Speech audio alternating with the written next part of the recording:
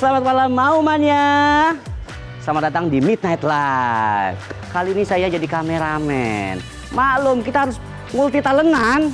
Ketawa, kali tawa. Gak ada kerjanya pisan. Gua udah kerja jadi kameramen, jadi host, jadi produser. Waduh. Kerja gua banyak bro. Gaji yang gak banyak. Ngomongin gaji nih, udah gajian nih. Iya udah nih. Sama dong. Udahlah, daripada bahas gaji, kita mulai aja ya. Inilah Midnight Live.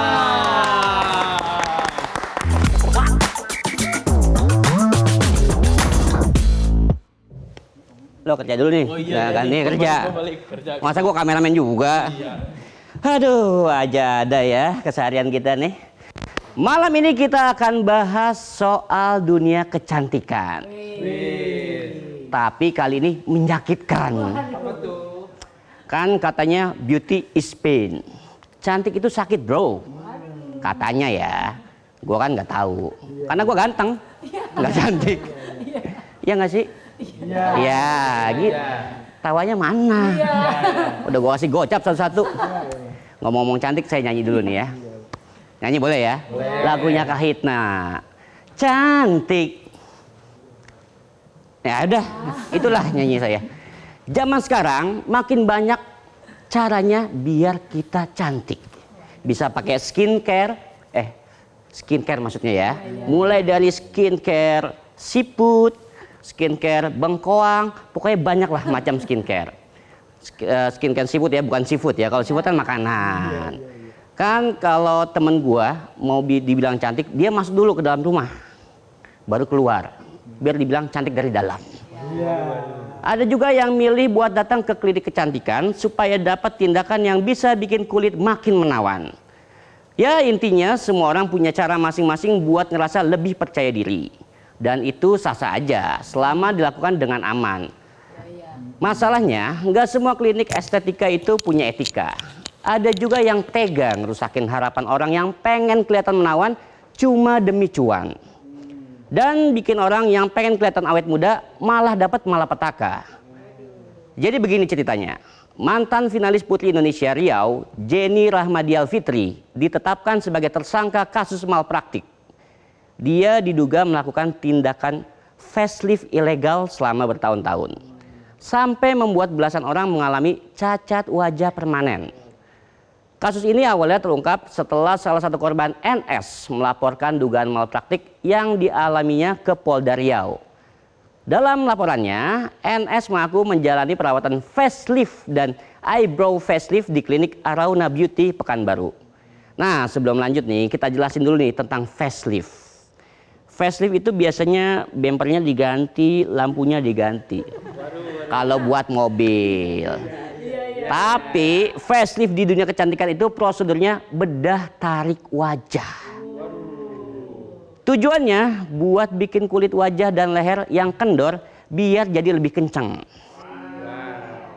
Kalau bos gua nih, gua usah ditarik wajahnya.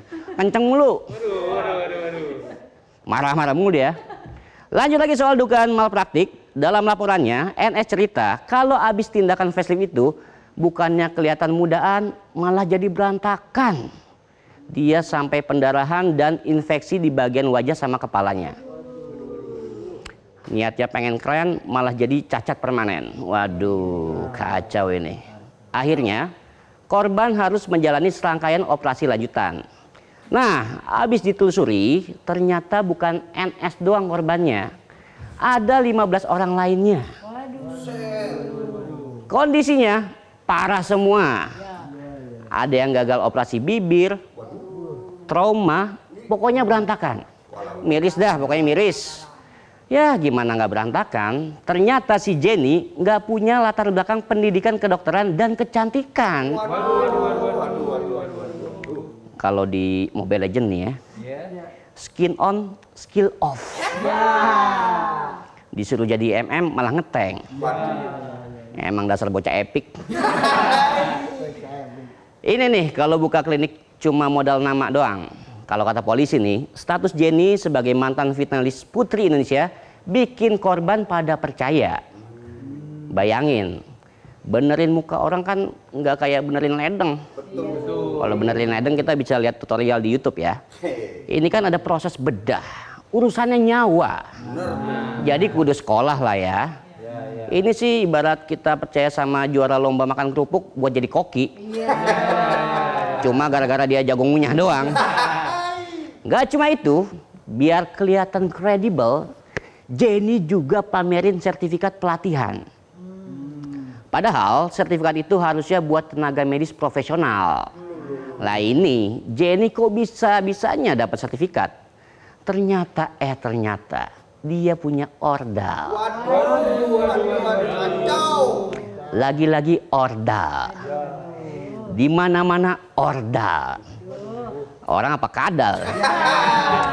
Dan buat ngeyakinin customer kalau dia profesional, Jenny masang tarif mahal. Bahkan ada yang sampai bayar 16 juta buat sekali tindakan. 16 juta sekali doang. Buset.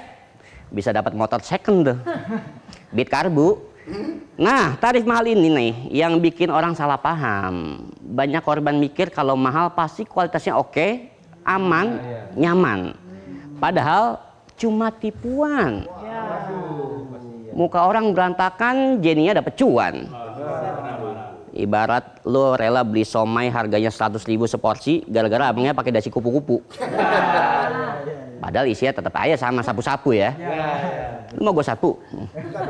Nah, gara-gara ini gelar putri kecantikan Jenny juga udah resmi dicabut. Dan Jenny sekarang harus berhadapan sama hukum. Kalau berhadapan sama atasan, penonton nih. Kagak pernah menang lagi. Kalah mulu. Ngomongin jadwal mulu ya. Pada akhirnya kasus ini jadi cerminan kalau ternyata dunia kecantikan itu nggak sepenuhnya aman. Nah, buat cewek-cewek pengen cantik, pengen glowing itu normal. Tapi jangan asal, apalagi cuma gara-gara kliniknya punya orang terkenal. Cek dulu izin kliniknya. Cek tenaga medisnya. Pastikan kompetensinya. Jangan sampai salah pilih klinik kecantikan. Pas datang malah ahli bangunan. Emang mau dicer muka lo? Jadi padat tuh muka tuh. Muka kita itu cuma satu. Kalau rusak kan nggak bisa cari muka lagi. Apalagi cari muka ke bos ya. Jadi hati-hati nih daripada kalian rugi. Kecuali kayak penonton nih punya muka cadangan. Alias bermuka dua. Ingat ya, punya wajah cantik itu emang enak dipandang, tapi tetap harus jaga etika. Karena kalau cuma cantik muka tapi buruk etika, bukannya enak dipandang, tapi enak ditendang. Itulah sajian pembukaan Mirta Live malam ini. Masih ada informasi menarik lainnya di hari Kamis ini. Waduh, habis gajian, bahagia kita ya. Jangan kemana-mana, tetaplah di Midnight Live.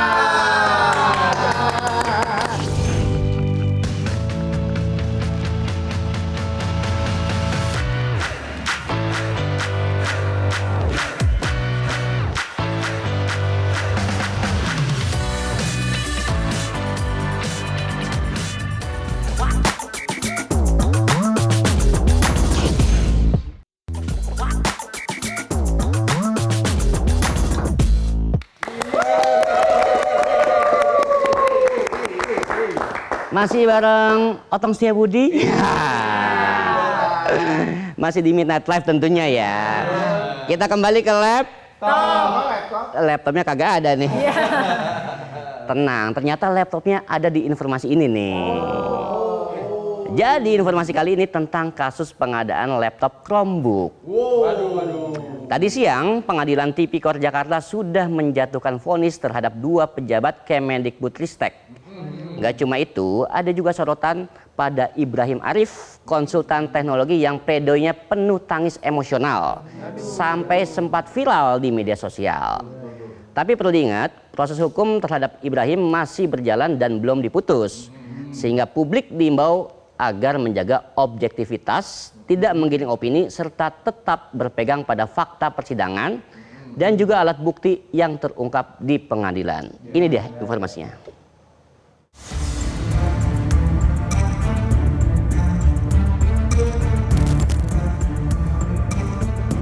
Siang tadi Pengadilan Negeri Jakarta Pusat membacakan putusan perkara dugaan tindak pidana korupsi pengadaan laptop berbasis Chromebook terhadap 2 terdakwa, yakni Mulyatsya, Direktur SMP Kemendikbudristek periode 2020 hingga 2021 yang juga menjabat sebagai kuasa pengguna anggaran, serta Sri Wahyuningsi, Direktur SD Kemendikbudristek periode 2020 hingga 2021. Dalam putusannya, Majelis Hakim menjatuhkan pidana terhadap terdakwa Mulyatsya dengan pidana penjara selama 4 tahun dan 6 bulan dan denda 500 juta rupiah dengan subsidi pidana penjara selama 120 hari. Tak hanya itu, Mulyatsya juga mendapat pidana berupa pembayaran uang pengganti sebesar 2.280 juta rupiah dengan subsidi 2 tahun kurungan. Sementara itu, Sri Wahyuningsi dijatuhi pidana penjara selama 4 tahun serta denda sebesar 500 juta rupiah. Menanggapi vonis, jaksa penuntut umum masih mempelajari putusan majelis hakim. Hal ini karena vonis terhadap Sri Wahyuningsi dan Mulyatsya lebih rendah dari tuntutan sebelumnya. Diketahui, keduanya dituntut masing-masing dengan pidana selama 6 tahun penjara, serta denda 500 juta rupiah dengan subsidi pidana penjara selama 120 hari. Majelis Hakim yang mulia, ini adalah satu hal yang sangat berat untuk saya katakan. Namun tuntutan 22,5 tahun penjara. Sebelumnya pada Kamis 23 April 2026 di ruang sidang Pengadilan Tindak Pidana Korupsi Jakarta, Ibrahim Arif, konsultan teknologi di Kementerian Pendidikan, menyampaikan pledoi di hadapan majelis hakim dengan suara yang bergetar dan mata yang basah. Pemandangan ini pun viral di media sosial, bahkan tagar-tagar pembelaan bagi terdakwa kasus korupsi bermunculan. Tentu hal ini memicu pertanyaan. Di era digital sekarang ini, gaya menangis Ibam bisa dimaknai dari banyak sisi. Benarkah ini simpati organik? Atau hanya strategi pembentukan opini lewat rekayasa? Tentu kita tidak ada yang tahu. Sementara itu, pakar hukum pidana dari Universitas Jenderal Sudirman atau UNSUD Purwokerto, Hipnu Nugroho mengatakan bahwa dalam penanganan perkara, Kejagung pasti sudah memahami kasus dan memiliki alat bukti yang kuat. Dan jangan sampai ada pembentukan opini yang mengaburkan substansi sebuah perkara korupsi, sehingga penegak hukum harus fokus pada bukti-bukti yang ditemukan. Hipnu menekankan bahwa integritas dan kemandirian penegak hukum penting di era teknologi seperti sekarang.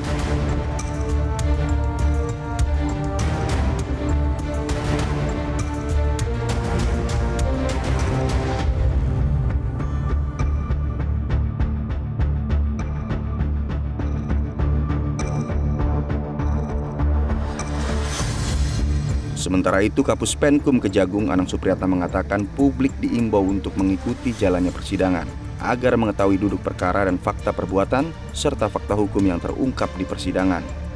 Seperti peran masing-masing pihak, baik itu terdakwa Ibrahim Arif selaku CTO GovTech Edu sekaligus konsultan teknologi maupun 2 pejabat pembuat komitmen yang menjadi saksi dan saksi-saksi lainnya. Era digitalisasi, opini publik saya kira sudah tidak terbentuk. Dan itu memang sah menurut saya. Sepanjang opini tersebut tidak menjustifikasi. Sepanjang opini tersebut berdasarkan suatu analisis teori yang akurat. Karena sekarang itu kadang-kadang opini publik hanya berdasarkan data-data sekunder.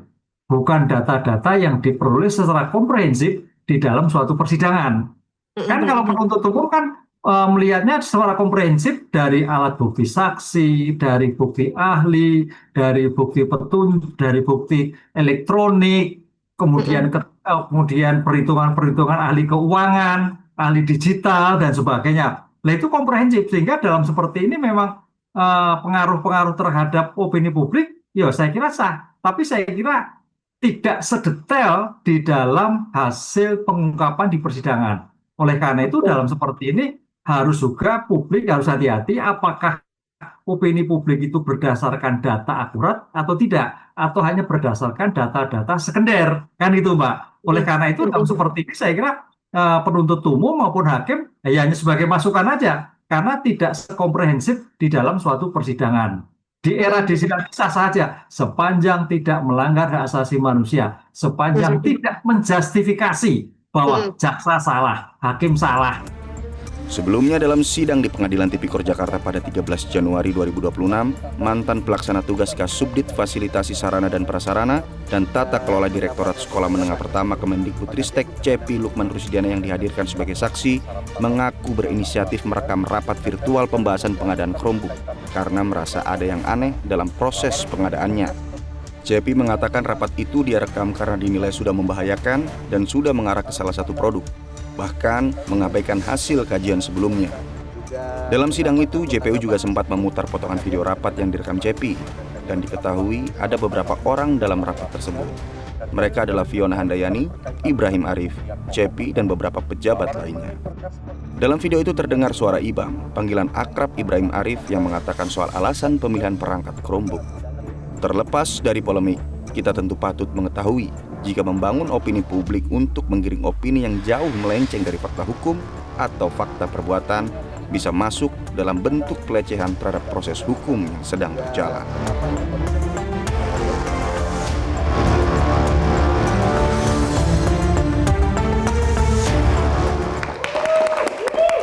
Karena ini hari Kamis, kita bakal ngobrol-ngobrol bareng Aumania.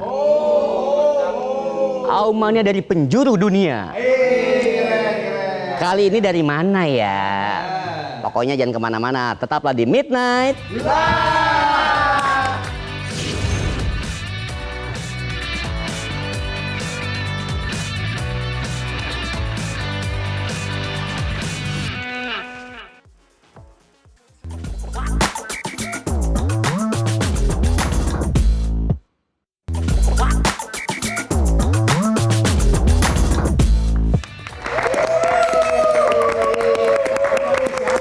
Kembali lagi di Midnight Live. Sesuai janji saya, kita akan ngobrol-ngobrol online dalam Come On berikut ini.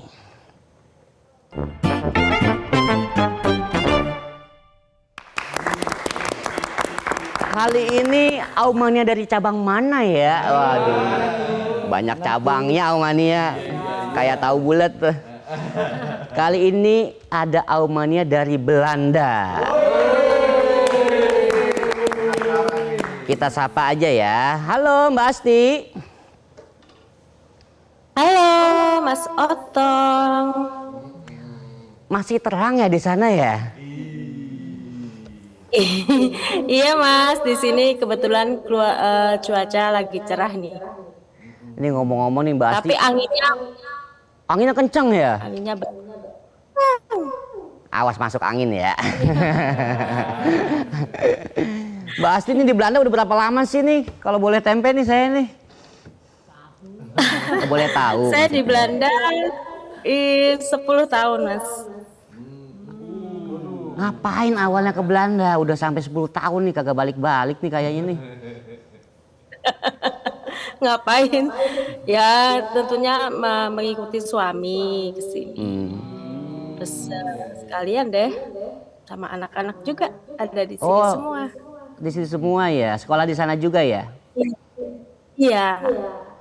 Mbak, di sana anak-anak sekolah mahal apa murah sih jatuhnya sih?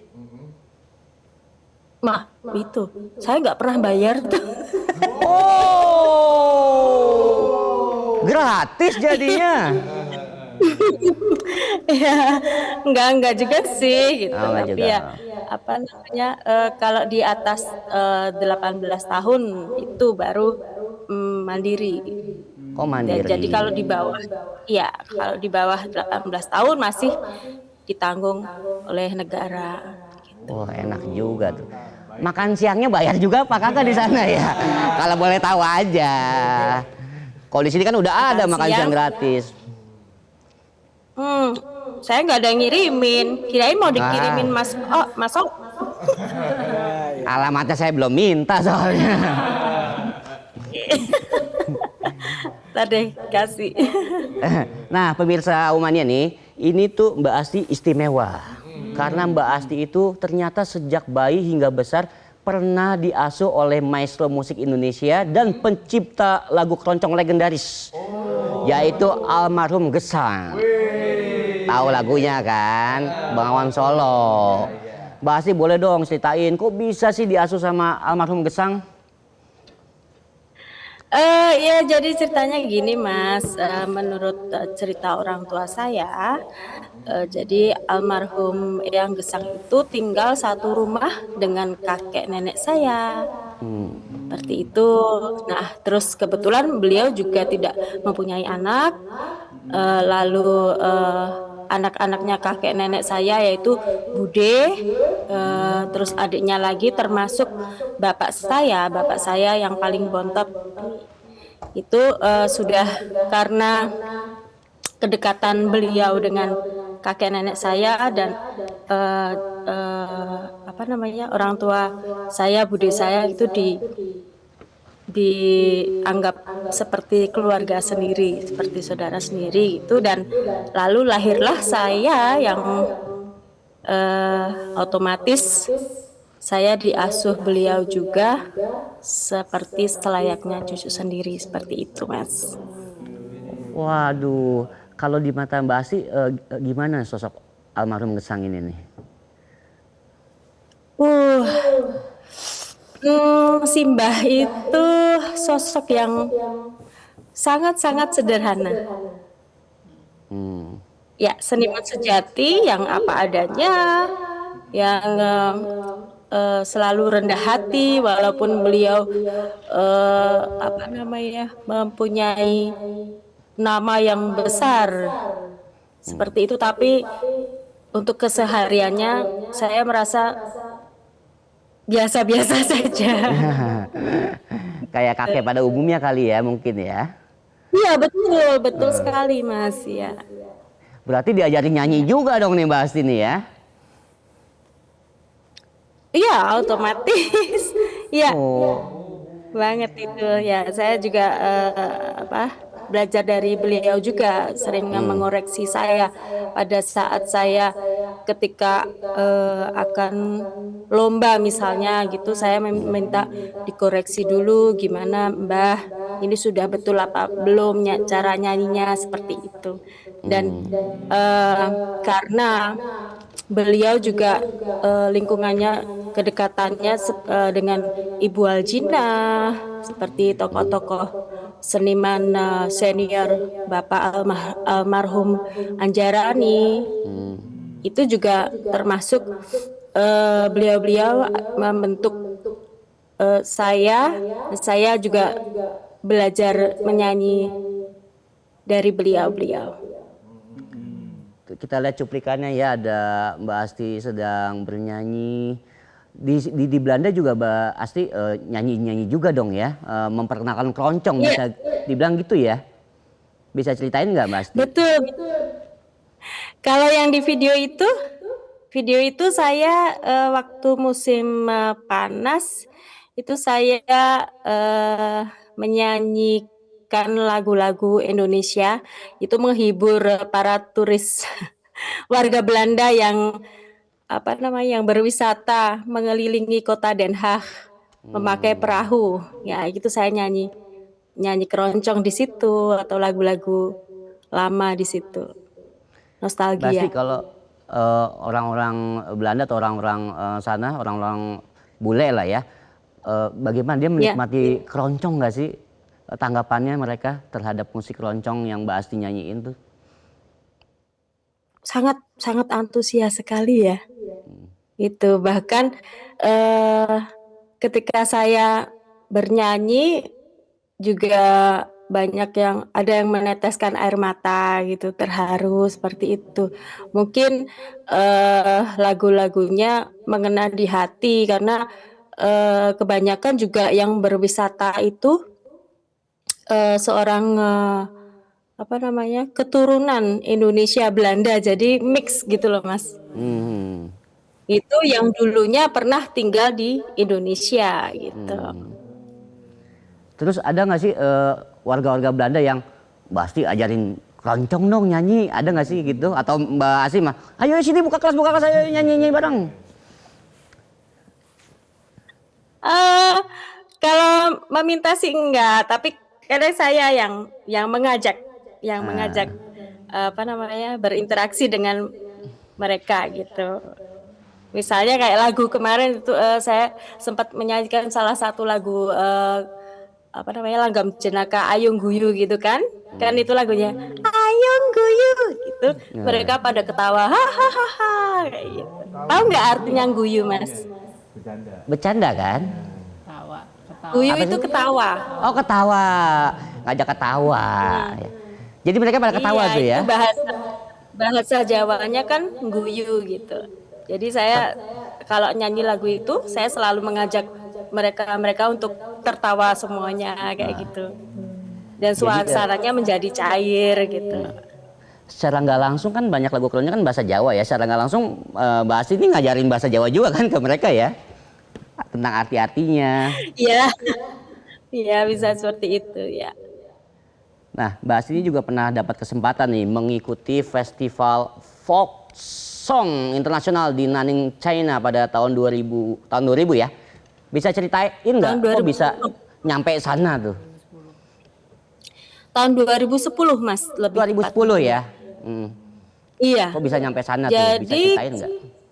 Iya, jadi kesempatan itu malah setelah Eyang Gesang meninggal.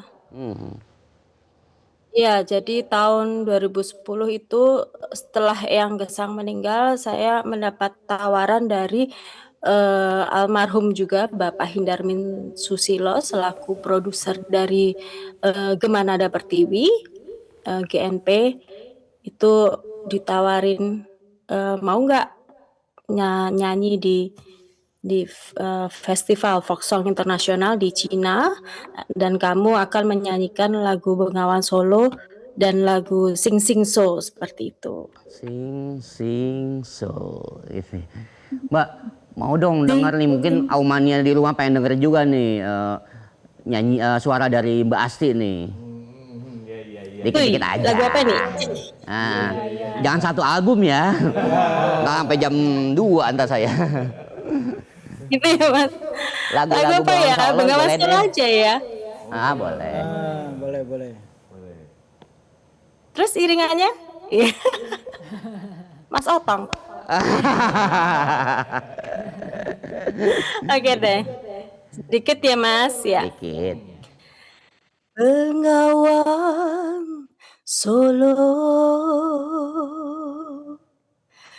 riwayatmu ini sedari dulu jadi perhatian insani. Gitu Mas. Enak banget ya. Nggak kebayang kita dengerin itu di Belanda. Pasti pada kangen Indonesia semua tuh. Kalau orang Indonesia yang denger di Belanda langsung ya Mbak ya. Jadi selain bernyanyi nih Mbak Asti ternyata juga jago merias pengantin tradisional dan modern. Itu biasanya untuk warga Indonesia yang tinggal di Belanda atau memang ada orang Belanda yang minta diriasin tuh Mbak Asti? Kebetulan banyak warga Indonesia yang ada di sini meminta saya untuk merias dengan cara adat Jawa ataupun Sunda gitu. Bahkan ada warga komunitas Jawa Suriname, Mas. Ya, komunitas Jawa Suriname yang meminta saya untuk apa namanya dirias pengantin tradisional, khususnya Jawa gitu. Kalau warga Belanda sendiri pernah juga, tapi mintanya waktu itu modern gitu.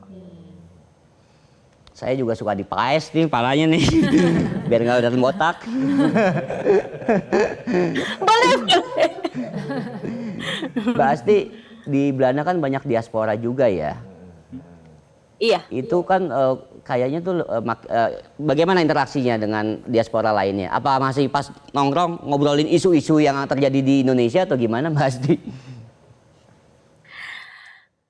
Diaspora yang ada di sini cukup apa namanya rukun ya. Rukun. Cukup rukun, saling support seperti itu. Kadang ngomongin isu-isu di Indonesia pasti ada lah ngobrolan seperti itu, pasti ada gitu.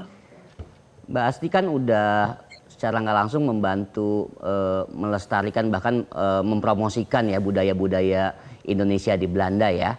Ada supportnya sih dari KBRI untuk Mbak Asti dalam membantu promosi sebagai musisi keroncong atau budaya lainnya?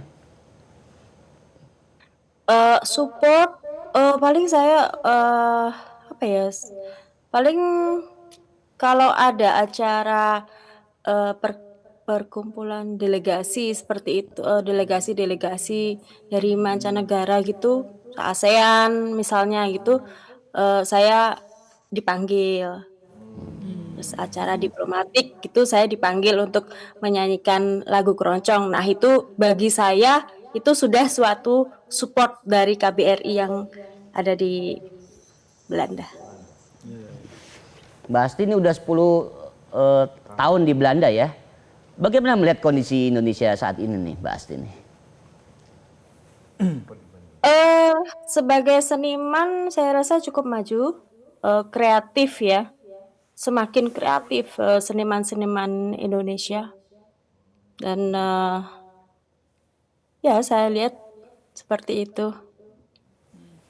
Ada rencana balik kan nih ke Indonesia nih? Takutnya kangen ya kan? Atau emang rutin ada ritual setahun sekali mudik atau gimana Mbak Asti? Pengennya seperti itu Mas. Atau mungkin ini deh, nunggu undangan dari Mas Otong. Undangan sih gampang Mbak. Tiketnya kan mahal. Sayang nunggu undangan biar saya ke Belanda. Belum pernah saya ke Belanda. Masa? Oh ya. Iya. Saya di Paris pengen ke Belanda kayak naik apaan ya? Angkot kagak ada kayaknya. Nggak hafal nomornya. Iya pengen sekali sih balik ke Indonesia ya. Kalau bisa diusahakan setahun sekali gitu. Terus bisa mampir deh ke tempat Mas Otong. Iya, saya tunggu pokoknya nih. Mbak Asti, Siap. kalau ada kesempatan nih balik, bukan kesempatan ya, kalau mau balik ke Indonesia, rencananya mau ngapain? Mau buka usaha merias pengantin kah? Atau mau bikin album untuk mengapresiasi karya-karya dari almarhum Gesang? Wah itu dua-duanya Mas. Dua-duanya yang disebutkan Mas Otong itu juga impian saya. Kalau misalnya ada kesempatan lagi balik ke Indonesia, impian saya menjadi apa ya? Aktif lagi sebagai penyanyi profesional dan mungkin berkesempatan untuk berkolaborasi di panggung besar bersama artis-artis besar di Indonesia. Kalau sekarang nih, Amin. amin. Doakan ya, Mas. Pasti. Kalau sekarang nih punya mimpian, aku mau collab sama ini nih, ada artis siapa nggak, sosok musisi yang Mbak Asti pengen banget kolaborasi? Banyak sekali Mas. Contohnya Krisdayanti, Yuni Syara, Iyeth Bustami, ya. Pokoknya banyak sekali. Semoga mendapat berkesempatan melalui ini ya Mas, didengar beliau-beliau. Amin. Amin. Tepuk tangan buat Mbak Asti ya. Semoga sukses Mbak Asti di Belanda.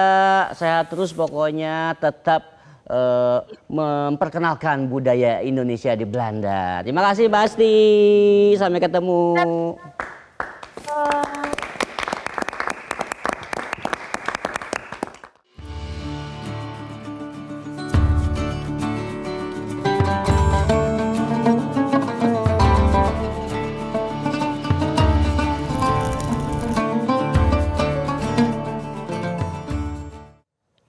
Kali ini kita ada informasi dari Cerita Haji. Kali ini mimpi pasangan lansia asal Kabupaten Jepara, Jawa Tengah untuk menunaikan ibadah haji akhirnya terwujud.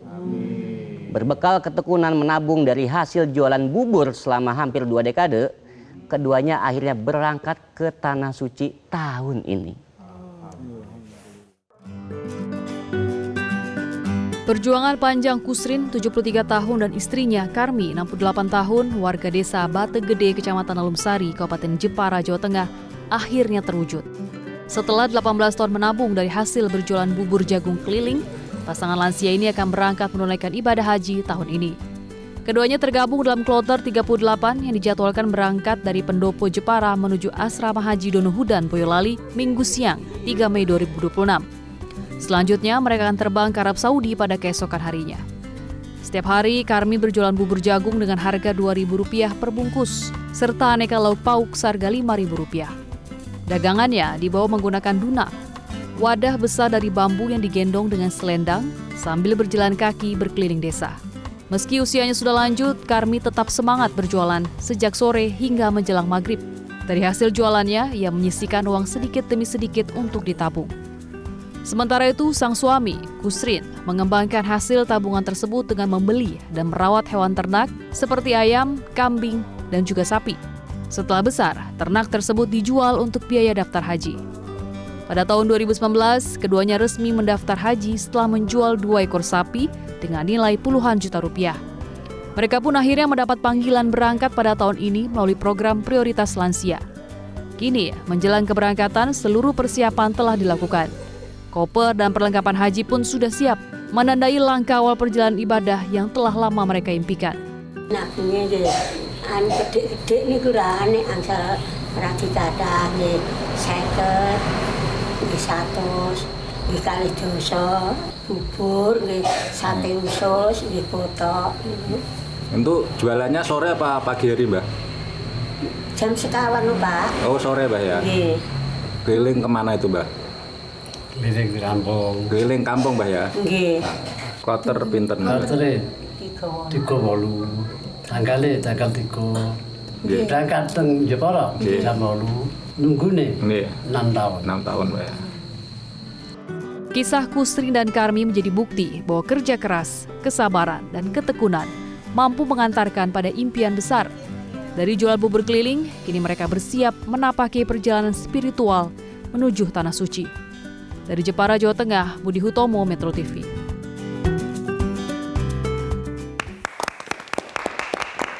Masih soal cerita haji. Kalau tadi ada pasangan lansia, sekarang ada cerita dari jemaah haji tertua di Provinsi Jawa Tengah. Jadi ada jemaah haji asal Kabupaten Bantul, Daerah Istimewa Yogyakarta, terdaftar sebagai calon jemaah haji 2026, usianya lebih dari seabad. 103 tahun. Dari hasil menabung lebih dari setengah abad dan jual 3 ekor sapi hasil ternaknya, impian Mbah Mardi Jiono akhirnya terwujud. Ini dia informasinya. Mbah Mardi Jiono, warga Ranusari, Karanganom, Kecamatan Piungan, Kabupaten Bantul, menjadi calon jemaah haji tertua di Provinsi Jawa Tengah dan Daerah Istimewa Yogyakarta. Di usianya yang ke-103 tahun, kakek beranak 8 ini akan berangkat ke Tanah Suci pada hari Sabtu mendatang. Sejumlah persiapan telah dilakukan Mbah Mardi dengan bantuan anak-anak dan cucunya, termasuk mengamalkan bacaan doa-doa ibadah haji. Keterbatasan fisik tidak menyurutkan tekad kakek kelahiran tahun 1923 ini untuk pergi ke Tanah Suci yang dia cita-citakan sejak awal membina rumah tangga. Untuk beraktivitas, Mbah Mardi membutuhkan rak bantu jalan. Saat ibadah haji nanti akan menggunakan kursi roda yang disediakan panitia haji. Mbah Mardi juga memiliki gangguan pendengaran dan harus menggunakan alat bantu dengar. Beruntungnya, Mbah Mardi yang berusia di atas rata-rata manusia normal ini masih dapat melihat dengan jelas dan membaca, sehingga dapat memudahkan berkomunikasi dengan petugas haji. Dan demi mewujudkan cita-citanya menunaikan ibadah haji, Mbah Mardi menyisihkan penghasilannya sebagai penjual sayur dan buruh tani. Hal itu dilakukannya sejak awal pernikahan dan baru bisa terkumpul untuk mendaftar haji pada tahun 2019. Untuk menutup pelunasan biaya haji serta biaya operasional, Mbah Mardi menjual 3 ekor sapinya. Ketika mendaftar, sang istri Mustijah sempat mendampinginya. Namun, selang beberapa bulan, sang istri meninggal dunia. Sebelum meninggal, mendiang istri berwasiat agar Mbah Mardi tetap bersemangat menunaikan ibadah akbar yang telah dinanti sejak lama. Punya cita-cita kalau mau naik haji, tapi kapan bisa enggak ya saya, jawabannya gitu. Tapi ternyata bapak itu nabung, kan enggak tahu anak-anak kalau udah nabung. Terus anak udah mentas semua, udah pada bekerja. Terus saya tanyai, katanya punya uang 10 juta. Habis 10 juta saya bawa ke Kemenak ya, ke Kemenak. Akhirnya katanya untuk beli kursi kan 25 juta. Terus akhirnya saya pulang, terus ngenepi 25 juta itu jual sapi, Mas. Iya, jual sapi. Berapa ekor jadi sapi yang dijual? Kalau yang dijual yang untuk beli kursinya itu cuma 1 ekor, kan laku 15 juta zaman dulu. Jadi kan pas untuk beli kursi 25 juta. Dari Kabupaten Bantul, Daerah Istimewa Yogyakarta, Agus Suci Swahyudi, Metro TV.